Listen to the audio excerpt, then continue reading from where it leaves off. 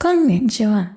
Last week, we talked about the helper adjectival noun, so, and how we use it to express what something might be like, our impression of something, and hearsay. Today, we're going to talk about other ways of expressing a similar range of ideas, how they work, how they are similar, and how they are different. So, we're going to look at dashi, which is a helper adjective. And this is an adjective ending in shi, which is what we can call a subclass of adjectives. All real adjectives, as you know, end in e.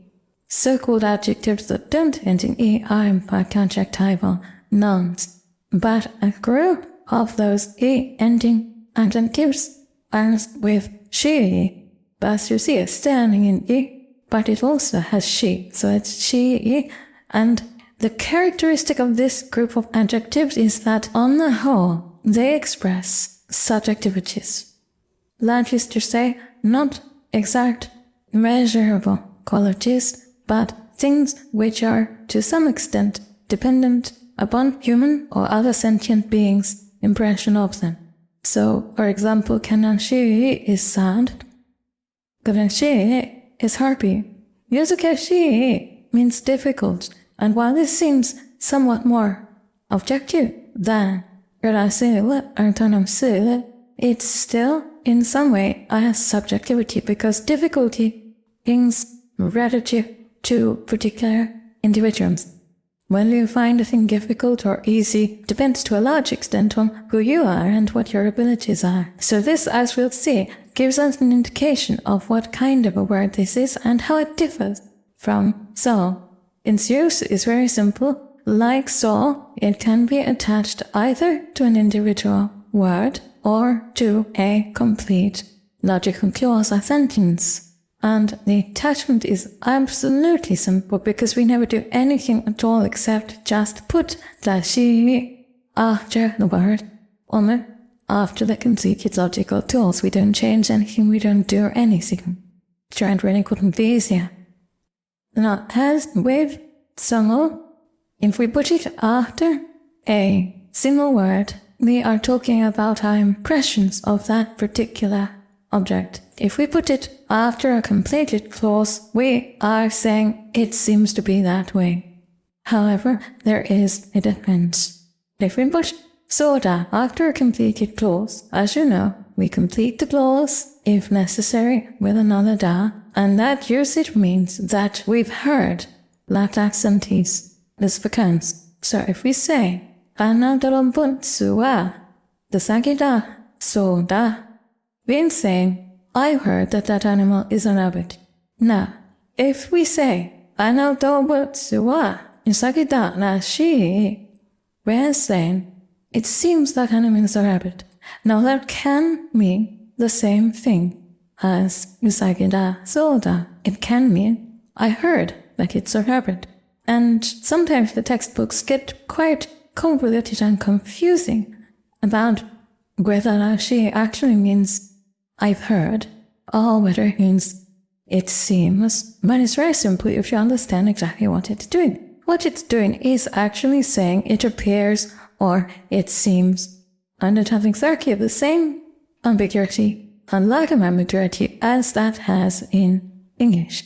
So let's take the case of this mysterious animal. Suppose I'm looking at it with a group of people, and afterwards you come up to me and say, what is that animal? And I say, the Segidana Shi. Now, you're given a complete sentence with Rashi on the end, and the natural meaning here would be, I heard from those people that it was a rabbit. There you see, this is just the same as if in English I say, it appears that it's a rabbit.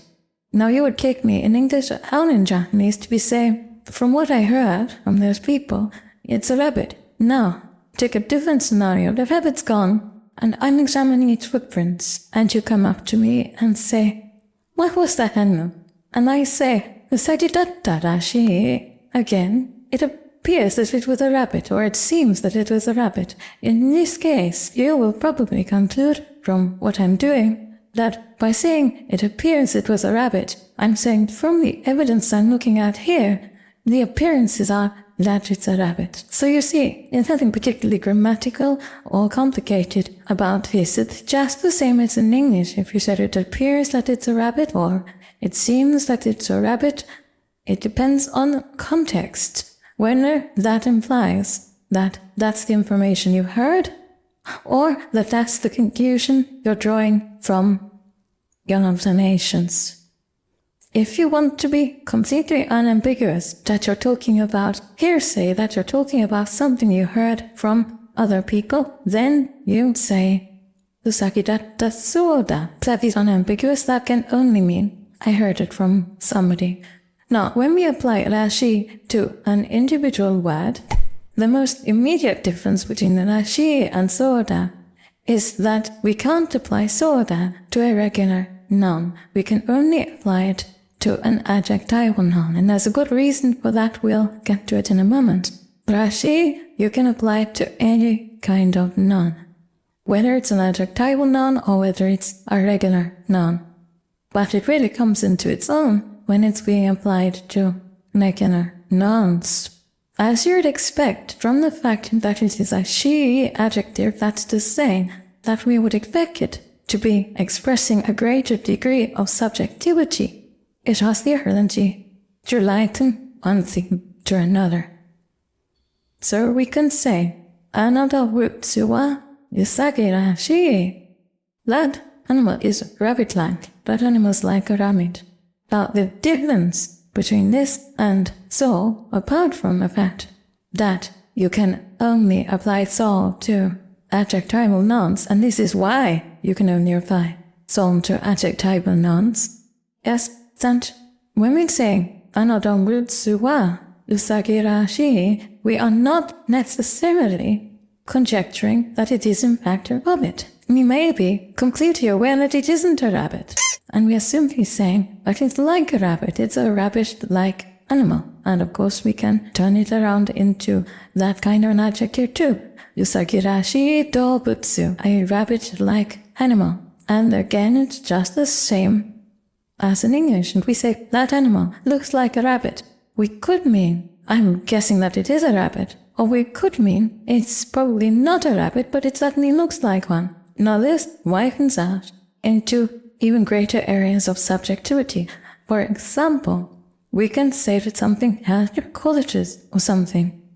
For example, otoko rashi. Otoko is a manly man, a man who possesses the qualities of a man.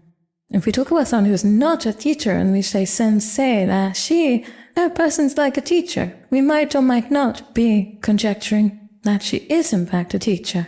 But if we know that she's a teacher and we say, Sakura sensei wa sensei rashi, well, that she behaves like a teacher. She is a teacher and she has the right qualities and manner for being a teacher. Conversely, we could say, Sakura sensei wa sensei rashikunai. And in that case, we're saying, well, we know she's a teacher, but she doesn't behave like one. She doesn't act like a teacher. So you see, with rashi, we are getting into much more subjective areas. We're not simply guessing whether something is in fact delicious or interesting, which we can confirm by experience. We're talking about our impressions and beliefs and subjectivities surrounding the phenomenon. Now, we can also say things like, for example, if Sakura says something unpleasant, and usually she's a very sweet girl, we might say, Shviringan, Sakura rashikunai. I wasn't that you, Sakura. So we're talking about the qualities, the subjectively perceived qualities of a thing. Sure, in some areas it overlaps with soda, but in other areas it moves forward into more subtle and subjective layers. Now we're also going to quickly look at koi, which is a small followed by where. So we have a little break between what we're saying. Sure, if you want to say childish, we might say kodomo boy. Works very much like a rashi. It's also a helper adjective. It's not more tender than rashi, and we usually hear it in exactly that form. Kodomo boy, isagi boy. You can't use boy on the end of a completed tools. You can only attach it to a word. And apart from its colloquial nature, a difference in tendency from Rashi is that Rashi will tend to imply that the quality is what something ought to have. Poi often tends to imply the opposite. There's no hard and fast rule here, but there can be a positive inclination in Rashi and a negative one in Poi, although you will certainly hear them used the other way around on some occasions. So Kodomo Rashi is more likely to imply the child's behaving in a way proper to a child, whereas Kodomo Poi tends to mean childish. In fact, in English, we could say Kodomo Rashi means childlike and Kodomo Poi means childish. Although it's not as hard and fast as that is in English, it could be used the other way around without breaking any actual laws. When I first appeared in this particular shell, this body that I'm wearing now, I am of course the ghost in the shell, I was talking in English, introducing it, but I made a little aside in Japanese because I really don't know quite how to say this in English. I said, "What do you think of me when I look like this? Ningen poi ni? Ningen poi ne?"